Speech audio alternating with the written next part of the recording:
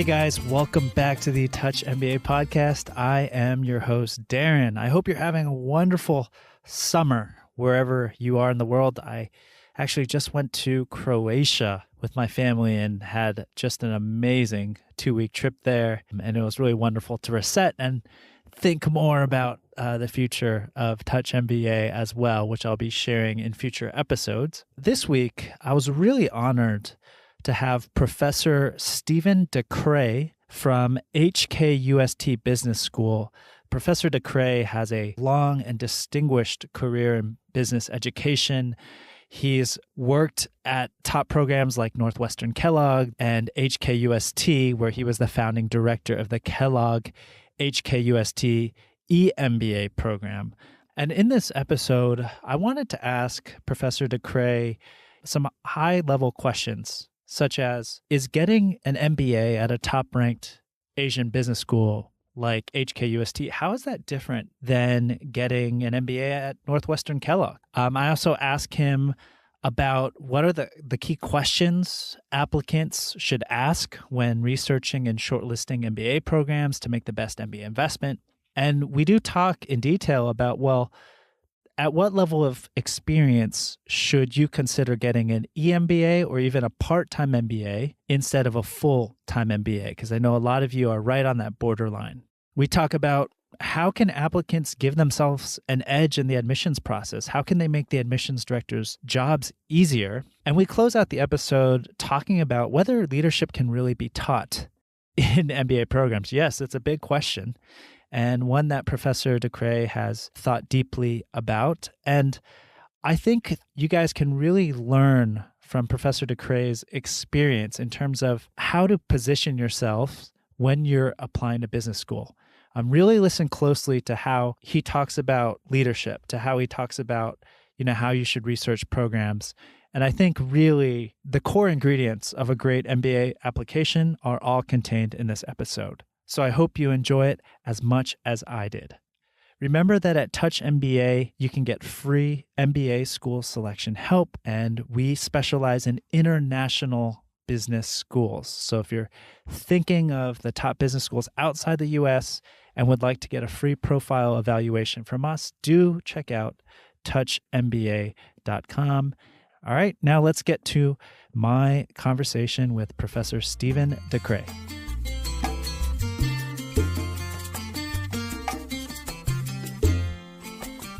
I'm really honored to have our next guest on the Touch MBA podcast. He is a senior advisor and professor emeritus at HKUST Business School in Hong Kong. He has over 40 years of experience in building and running top-ranked MBA programs worldwide, including at Northwestern Kellogg, the University of Florida, and, as I just mentioned, HKUST, where he was also the founding director of the Kellogg-HKUST EMBA program, which some of you might know is the top-ranked EMBA program in the world by the Financial Times, at least this year. He has served as a board member on AACSB and HKUST, the two most respected accreditation bodies in graduate business education. And today, he still teaches graduate students in executive training programs in leadership, corporate governance, and board member development. There's many more things I could say about our guest today, but I'll leave it there. Professor Stephen DeKrey, welcome to the Touch MBA podcast. Thank you so much for coming on the show. Thank you, Darren. It's a treat and a delight. I appreciate the invitation. Yeah. So let's just jump right into it, Professor DeKrey.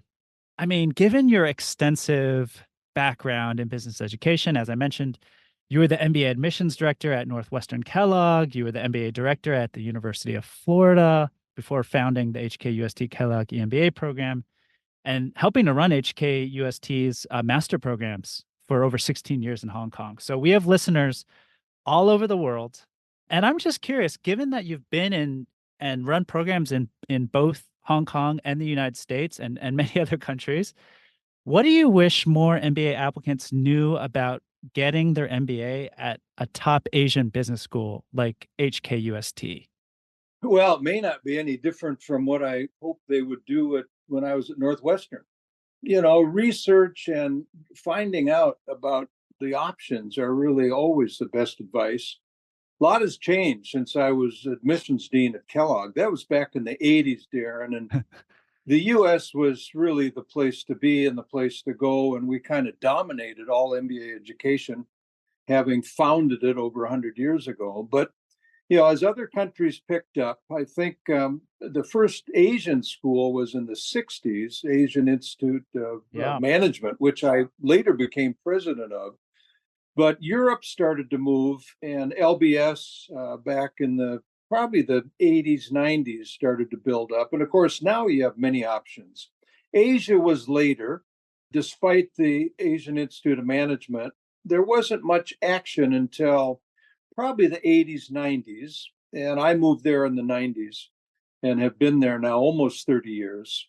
Asia is fast growing. Many, many new schools coming up the last 20 years, especially in China. As you well know, Singapore has 3 or 4 great MBA programs. You look around the region, and there are many, many more that I wouldn't even have listed back in the 80s when I was at Kellogg. And so the advice, of course, is to do your research. It's surprising the quality you find in Asia. Being sort of US-centric in the early days, we didn't give much credit to the outlying, meaning non-US schools back in those days. But now there's equivalency, worldwide. And Asia, in particular, programs in Hong Kong have really blossomed the last 20 years. And we're very proud at Hong Kong University Science Technology to be kind of the inspiration of that growth. When I moved to Hong Kong, wasn't even aware, the market didn't even know we had a business school because the university had just opened up in the early 90s, and I came shortly after. And we came with really strong vision. We, meaning a lot of the expats and a lot of the new faculty, had a really dream of making a first-rate quality education, which really hadn't been a dream of any school. And so with the help of Jiawei Wu, our founding president, who had worked in the US, we moved very quickly. And HKUST, I think, inspired many other schools across Asia to build up their research base and to become more visible in terms of their image and reputation. The Kellogg program, which you mentioned, Kellogg-HKUST EMBA, was really a strategy from my office to build reputation. My intent, although I'm a Kellogg alum and I certainly love the school and had worked there for years, the dream was to leverage Kellogg's reputation to build reputation for Hong Kong UST. And so it worked, frankly. I mean, we were the first mover in EMBA, and we've maintained that prestige all these years. And it has given us a leverage over other schools in Asia because of that early adoption by Kellogg. It gave us early credibility. But back to your question, is with any candidate, it's a huge investment. And what you first need to know is, what are your career plans? Do they involve global movement? Or do you plan a global credential gives you the access to work across countries? And not all schools will prepare you for that. So you really need to have a sense of your own plan. There are countries like India where all the students are from the country. Right. All the top schools in India, they don't have diversity. And I'm a believer in diverse student bodies. And at HKUST, we were able to get over 80% from non-Hong Kong back in those days. And still now, it's highly diverse. And so really, it all based on what the candidate wants. And the first thing you need to decide is career plan. And then if you look at schools, find out where their graduates are working. What placement records do they have? That's the kind of research you should do to make a good sense of the culture and the placement orientation. It would be a first screen.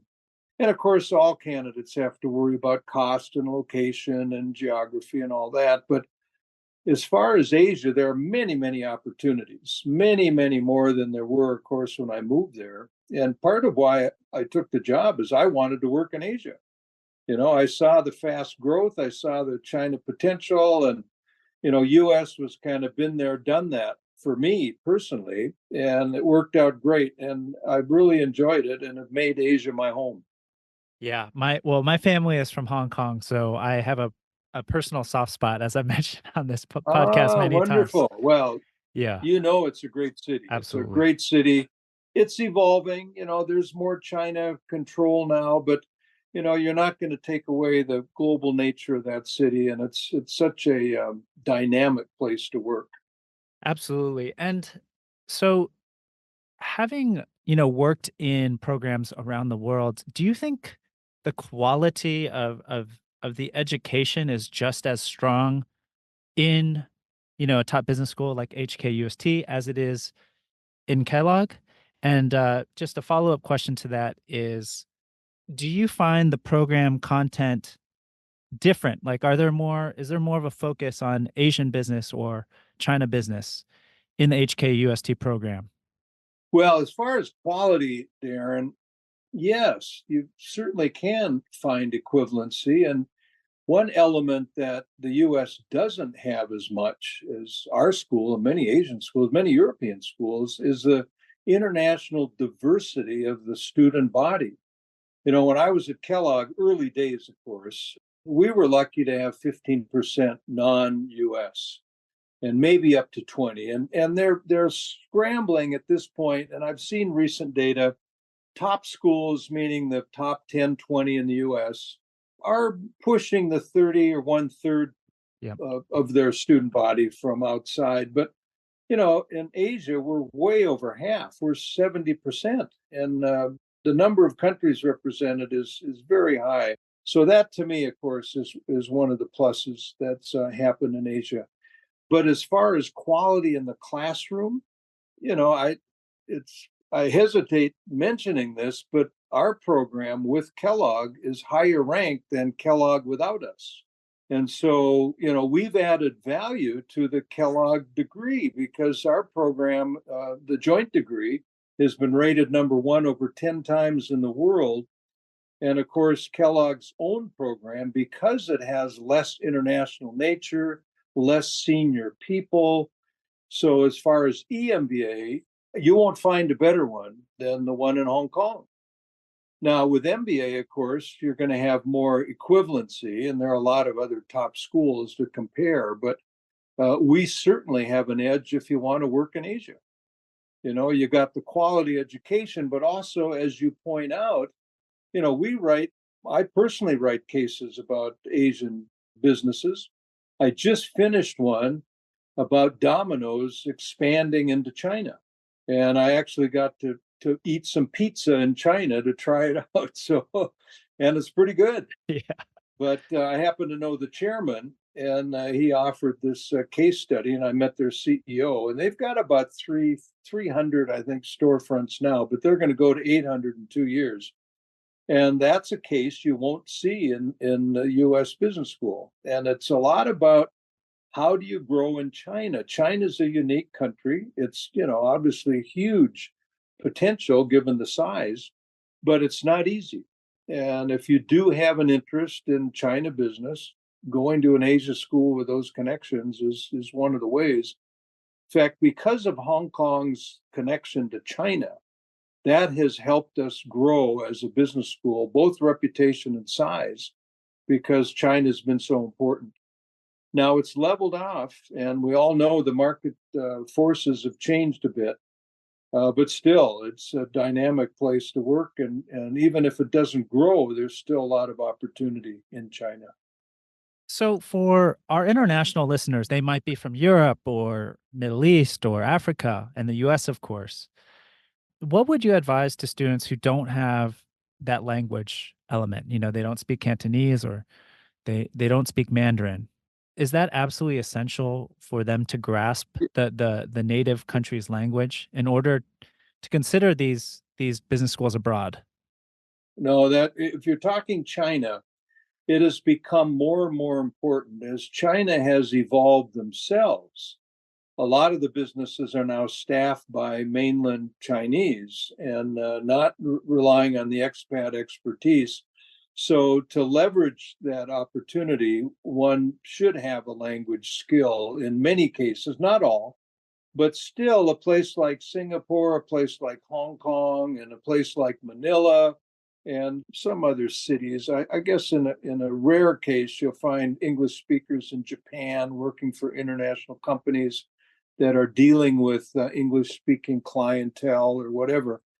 So, language skill is an important consideration.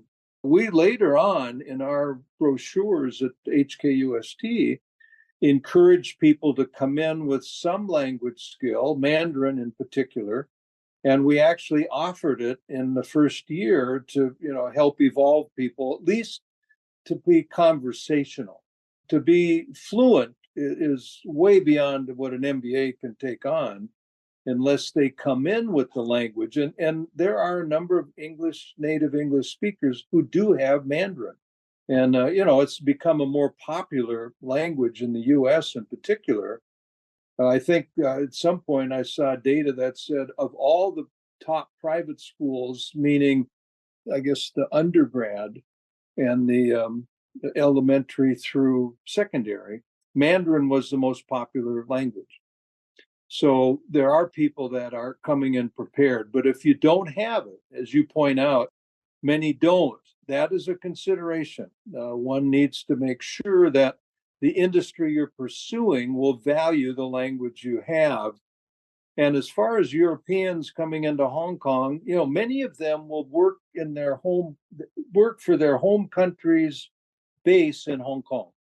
We've had French students who end up with a French company. They're English speaking, they're French speaking.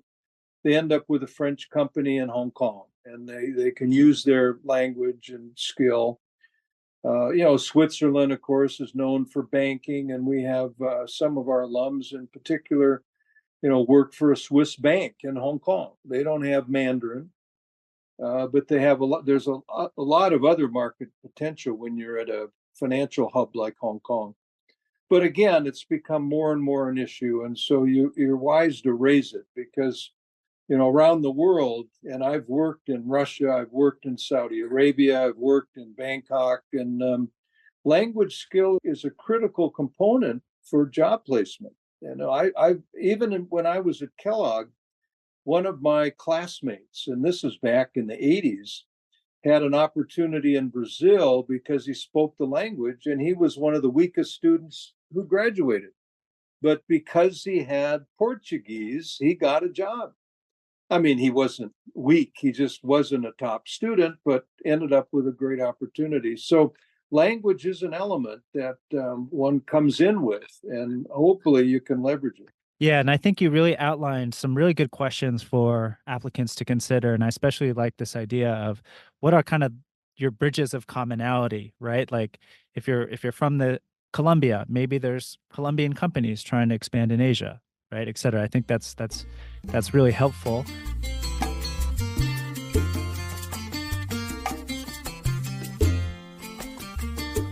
Can I ask about, the investment of an MBA? Because that's really what our listeners are concerned with.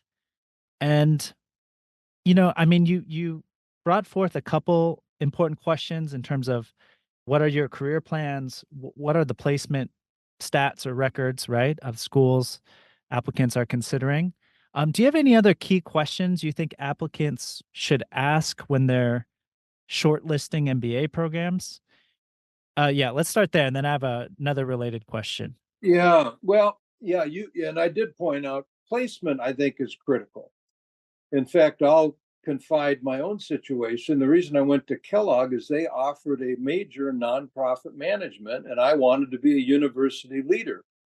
And so an MBA with that major, plus it was in the Midwest where I was living, and everything worked out. But you made the point about big investment. My tuition, and Kellogg was a major school, I was paying less than $10,000 a year. Oh my gosh. It's almost 10 times that in 40 years. I mean, it's a huge investment now. And especially if you go, as I say, to the top private schools, and US has the most expensive ones. And that's a reason some people go overseas. They can get a better deal. And now that the quality is there and they can leverage the exposure and the cultural opportunity, it makes a lot of sense. But obviously, placement report, you need to know what your career plan is. Unfortunately, some MBAs just go there to find out what the options are once they get in, but it's far better if you have a good sense of why you're getting the MBA. I did, but I was an older student. I was late 20s when I did an MBA. I already had a PhD. And so I knew what I was planning to do, and it makes a difference. I did research for a year and a half, and I think students need to put that kind of time in. Visit campus. I can't imagine paying 50 to 100,000 a year and not visiting the campus. And of course, when you're looking overseas, that's a bigger investment but it's worth it. I mean, you have to do it. Look at what the living costs are. That can really make a difference. Some of the expensive cities can add a lot of cost factor. Also, make sure that the program has the options that you are seeking. If you want a finance career, make sure that they're reputable in that area. Otherwise, you may not be able to leverage that diploma.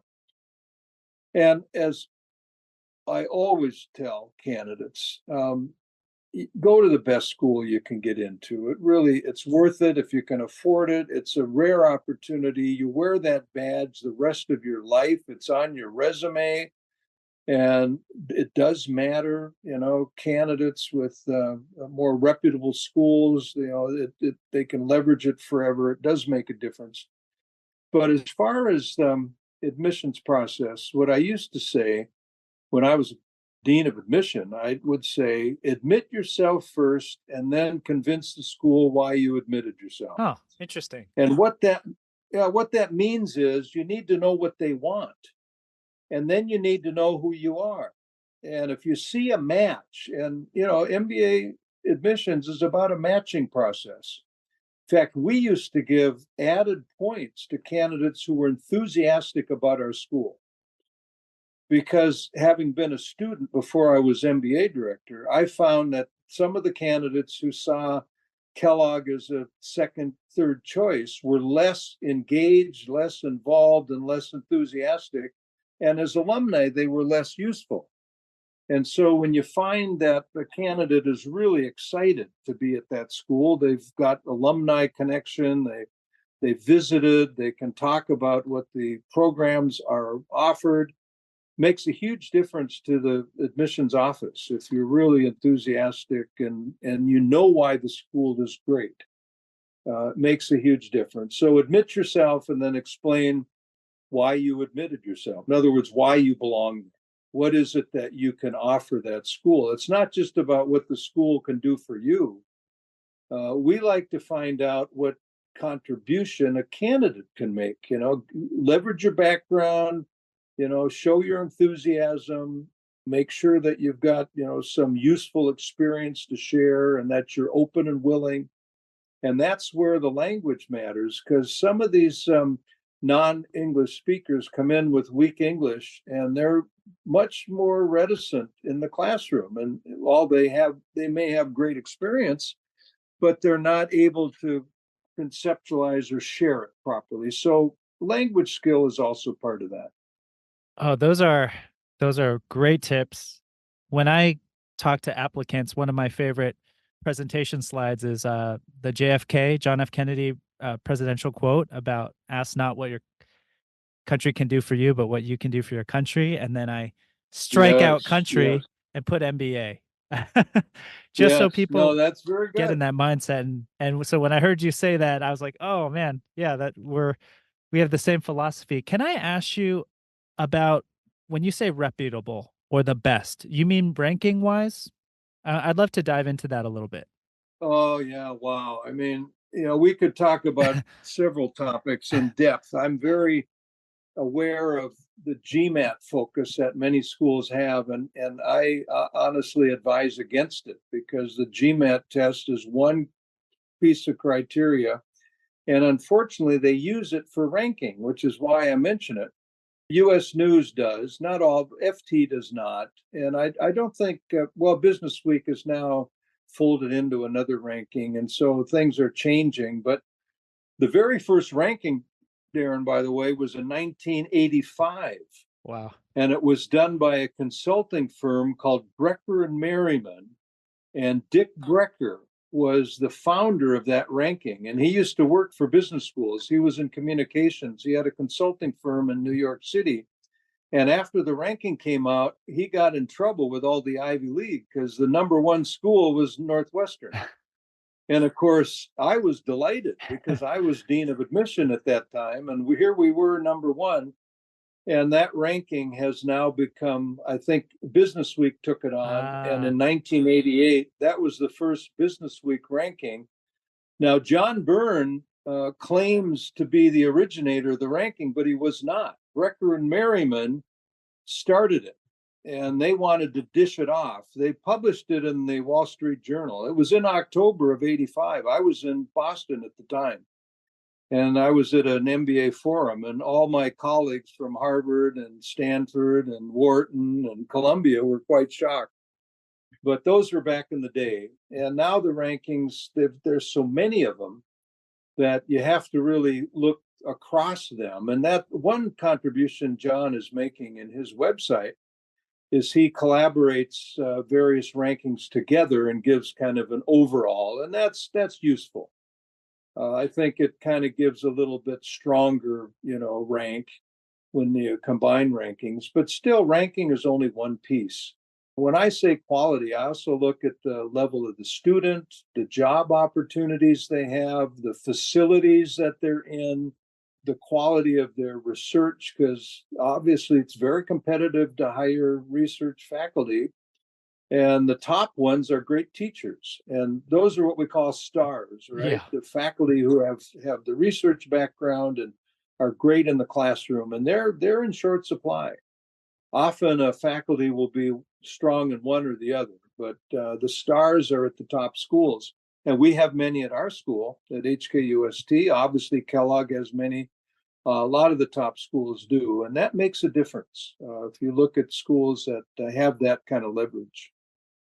Yeah, and I guess the best way, aside from going to a sample class, but if you go to the sample classes, business schools like to show off their best professors, or at least that we did when I was in Singapore. Well, absolutely. So No, you got to know that. In fact, even listening to an admissions dean, you're going to hear the positives. That's right. And it's always wise. I guess we haven't emphasized this, but if you can get at some alumni, that's very helpful. And we often give lists of alumni, and they tend to be quite candid.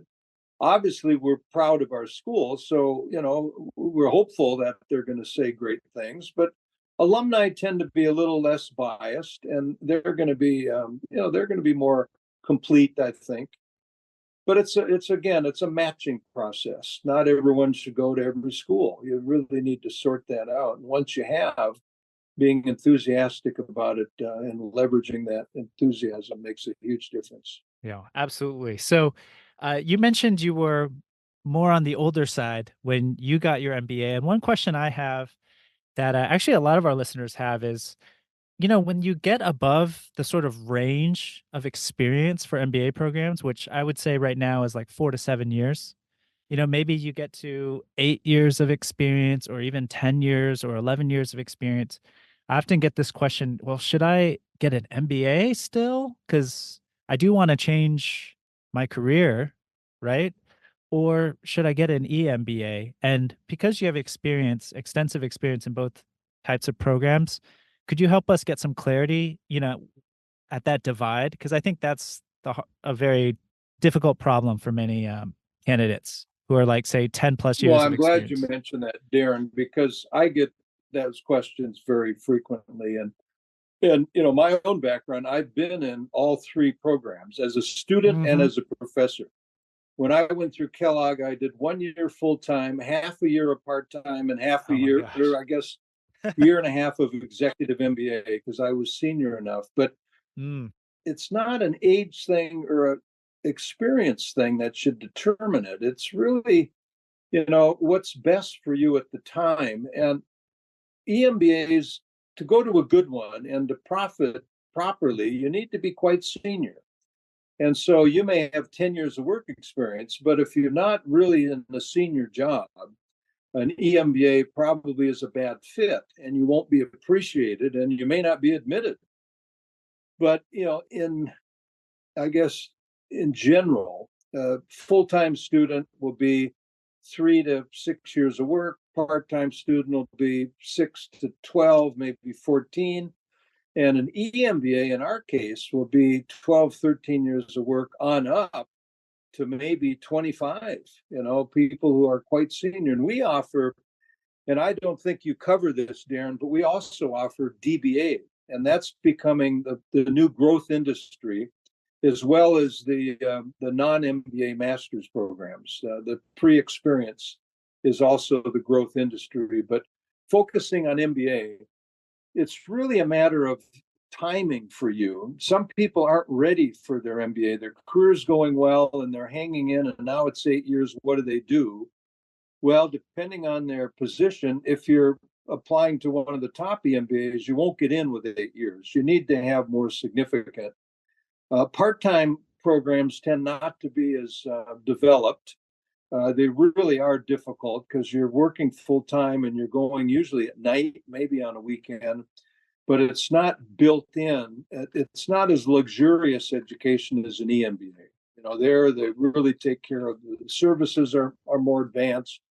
There's usually overnights and you get to connect with your classmates at dinners, and it's pretty powerful.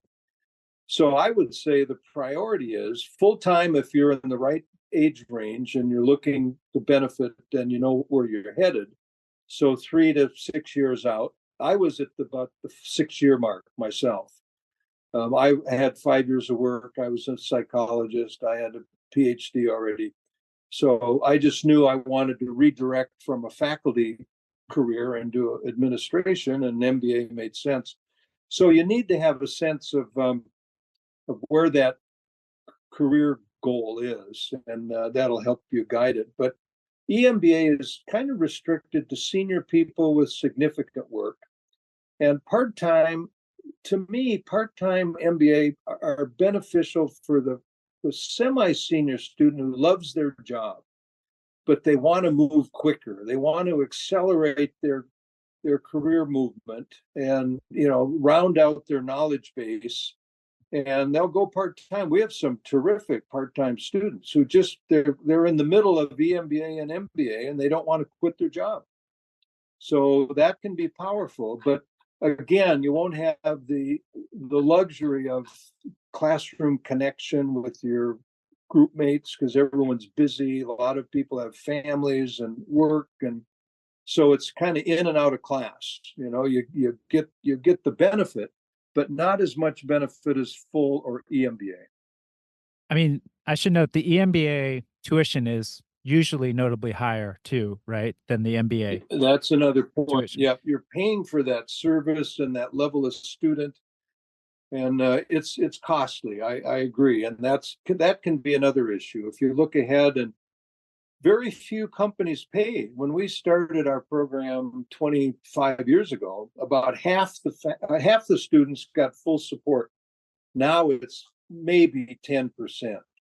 And about half are fully funded by themselves. Well, it's an expensive program, so you've got to be quite senior and well paid or from a family business with lots of resources in order to do EMBA these days. It's just quite costly. Now, we're concerned about it at UST, so we do have some scholarships for NGO candidates and some people that we're trying to increase numbers. We have a scholarship for female leaders. We have one for innovators. We have one for, I guess we have it for, let's see, what would we call it? It's for kind of the lower income countries where people, India and I suppose Vietnam might fit in that category. Philippines, where they're not paid, they can't afford a top EMBA. We want to diversify, so we'll give a little help. And you look around at programs to see if that's on their agenda. When you say, for an EMBA, someone should be senior, do you mean like they should have management experience or like more responsibility at a senior level, you know? Yes. Yeah, that's what Probably. it is, Darren. Okay. It's and you can see when you look at the background, multiple promotions, you see that they're on a fast track. They've got a lot of responsibility, they're well paid, and they control their time. That's an important part. They're senior enough to be able to have the luxury of support.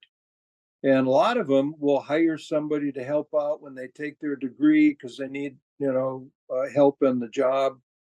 Seniority is hard to measure. Yeah. Sometimes it's because the size of companies varies so much. And, some semi middle career guy at a top company or a big, huge company could be in a very highly responsible job. And so we have to tease that out. There isn't just a general way to measure it. The way FT measures it is income. Seniority is based on how valuable you are to the firm, and that's not a perfect measure either. Especially if, as I say, some of the lower income countries or NGOs. You can have a head of a huge NGO making half of what an equivalent size company would pay. So we have to be very specific with candidates. It's not we don't publish a general thing. We're comparing it to our past, and of course with 25 years of record, we know what we're looking for. Yeah, I mean, on that note, that just got me thinking when you're putting together an EMBA class. We've never really talked about this on this Touch MBA podcast because we're more focused on full-time programs. But for the EMBA, I'm just curious, are you also looking for this sort of diversity of company size and industry? Yes. Okay. So okay. I'd love to hear, if you have any like general thoughts on the EMBA admissions process, like what you're looking for. Well, yeah, it is more focused, and the numbers are smaller. It's not a mass applicant pool. I mean, I had, I don't know, 3 to 4 thousand applicants at Kellogg back in the '80s, and now it's much bigger. But in EMBA, it's smaller number, and you try to screen them out. They shouldn't apply unless they're qualified. So you're dealing with senior people who are putting time in. You don't want to embarrass them, so you'd rather eliminate them before they go to their firm to get sponsor letters and all that. And so it's a lot more hand holding, but you're looking for diversity, not only gender and nationality, but as you say, industry. Very valuable to have, the tech represented, you've got legal represented, you want finance represented. Often we even get accounting partners, who see the future in management. And so you look at all of that and you weigh it against other candidates. You're going to lean towards a Vietnamese candidate over another Hong Konger because you want to bring in diversity. I mean, I'm a real believer in diversity.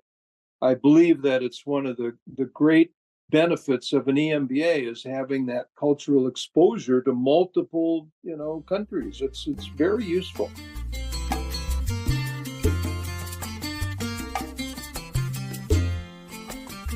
Yeah, well, speaking about diversity in the classroom, I have this question about leadership being taught in Uh, the MBA. And I know you've written a series of articles on this, which I will link to in the show notes. But I think generally one of your big points is it's impossible to teach leadership in university. And you're making this yeah, point even though you're a professor of leadership, right, Professor DeKrey? So right, could you kind right. of dive deeper into that? Because I'm just curious on how our audience can make the most of the leadership training they do get in the MBA. And even if some of our listeners decide not to get an MBA, how Yeah, can they develop their no, their no, leadership skills? no. That's and frankly, I don't say MBA is for everybody. It's for most people, that's for sure. But not everybody.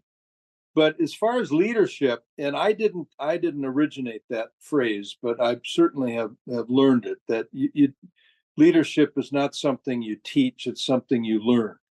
And that's a very important side of the coin. You learn it. And there's a concept that I push in my courses. I teach global leadership at least once a year, and I'll do it again in the fall. I'm preparing now. But there is a concept called learning agility, which is far more valuable than IQ or GMAT or academics or GPA. Learning agility is used by top firms like Korn Ferry to select future leaders. And what learning agility means is learning from experience. And as much as from your mistakes as from other people, observant. So people need to be bright enough to be, I guess, exposed and to benefit from that exposure in their career development. And so learning agility can be assessed. You can look at what people have gained in their past experience. And in a way, we sort of look at that when we do a resume review and do an interview. You can see the kind of people that benefit from exposure and learning from other people, learning from what they've done, and they seek out opportunity. You asked about how you can develop yourself. I do a course for the Financial Times on board development, and I've been doing it for 10 years. And some of these people are already on boards. I mean, it's a very senior group. Some are late career and they see a board future for themselves. Yeah, I always encourage them to get on, even NGO boards or nonprofit orientation, or be on committees, or, contribute to development of activity that you care about, maybe your hobbies, whatever, but, be a leader and, make things happen and learn as you go, kind of thing. Don't wait to be nominated or picked. You got to find your own opportunity. It could be in athletics, it could be in church group, it could be, any of us who have our own sort of hobbies. We can develop our leadership skill. I use Rotary that way. I've been a Rotarian for probably 30 some years, and I was a president, and I involved myself in the American Chamber of Commerce, which is a leading chamber in Hong Kong, and I was on the board. I became chairman. And it's a highly visible position. You deal with the government, you deal with the top leaders of companies. Find routes to develop yourself in a leadership role, and you'll find it very beneficial long term. And it's this concept of learning agility, which the GMAT doesn't measure, which is why I don't see so benefit of the GMAT. It's one instrument, it can be helpful. But learning agility is key to top leaders developing themselves. As they learn as they go, they learn from their mistakes. And I'll make another point that I make in class, that learning from your mistakes is critical. But if you make the same mistake twice, it could be the end of your career. No It's pressure. what we call a derailer. Yeah, I mean, if you don't benefit from your exposure, then you're not going to have a positive career path. You're not going to gain and grow. And so that learning agility is to be fostered in the environment, not in the classroom. This is fascinating to me. I mean, does this mean I totally agree with this, and I feel like I've made some mistakes more than once, unfortunately. So I need to improve my learning Well, we all do. agility. Yeah, But no, that's very useful. but is a corollary of this that you kind of need to put yourself in positions you're not quite ready for? Because I think a lot of MBA students, or applicants, I should say, maybe they're waiting to get all the knowledge, or they're waiting to get all the experience before they can jump into those leadership positions. But kind of from what I'm hearing from you is jump into those positions once they're offered to you and make the most of it. Yeah, I mean, to a point. You don't, it's a sink or swim, and don't allow yourself to sink all the time. So you have to be kind of, ready, but not maybe fully developed. Obviously, the job has to have challenge and newness to it. And, I don't know, some people's personality are challenge seekers. in whatever they do. And those are the people that have the agility skill, the learning agility, where they do benefit from exposure and they prosper on it. And certainly when you work across borders, when you're working in different countries, you need to have that open-mindedness and that cherishing new experiences and new ways of doing things, because as you cross borders, things are different. Yeah. And it's very, very, very difficult or almost impossible to be an autocrat when you cross borders, because you obviously don't know. You got to be much more open-minded. So we're finding that leadership has become much more team-oriented, much more open, more leveraged skill levels from other people than, the autocrat telling people what to do. It just doesn't work anymore, especially in global jobs. So, this is a key, I think. Then I try to inform my students that, seek those international opportunities. That's why the diversity in the classroom is so beneficial to developing learning agility, because you have to listen and pay attention to all the viewpoints that are different from your own. And so, some of it's personality, Darren. You don't force someone to be open-minded. If they're not open-minded and cherishing new content, it may not work for them to be, in global jobs. Yeah, I guess kind of the last question I have, this has been really interesting discussion, is how can MBA applicants show these leadership skills to future employers? And of course, MBA students, how can they show it to future employers? Like, have you seen any sort of patterns or ways you quickly identify this learning agility? One thing we do in our program, and did it when I was a student at Kellogg, is give students an opportunity to make the program better. They start their own conferences, they have clubs that they originate, they get people to join, they have activities going on. And so there's leadership opportunity within MBA programs in many ways. So you can show that. If I was president of the finance club, well, that says something, right? What did you do? And they ask question, well, we brought in speakers, we had this and that activity, we had our faculty teach extra course, whatever. Leadership wise, you've got to contribute in some way if you want to truly show that you've accomplished something. Leadership is really about influencing others to get things done. And so at Kellogg, even when I was a student, there were activities that students originated and made happen. One of the big ones was a variety show. And the directors and the singers and whatever, there were people that, had talent, but it was the producers that were major leaders, because it was complicated. They probably had 15 different acts and they had to coordinate schedules. And so it was called Special K standing for Kellogg, and they're still doing it. I go back for alumni reunions and they schedule it around Special Ks so we can go watch. And That's so great. I guess what I'm saying is there's a lot of opportunity to lead. You don't just sit back. You find things that matter and you demonstrate it. And if you haven't done it, you can't fake it. I mean, really, leadership is not an everybody's skill. When I talk about leadership, it's about forward looking. That's the differentiator. We all want credible people to work with, and you want a credible doctor and a credible lawyer and a credible mechanic. But if you want a leader, it's somebody who looks ahead and can see the future and take people there. And that's where you have to demonstrate it in some way if you want to make that case.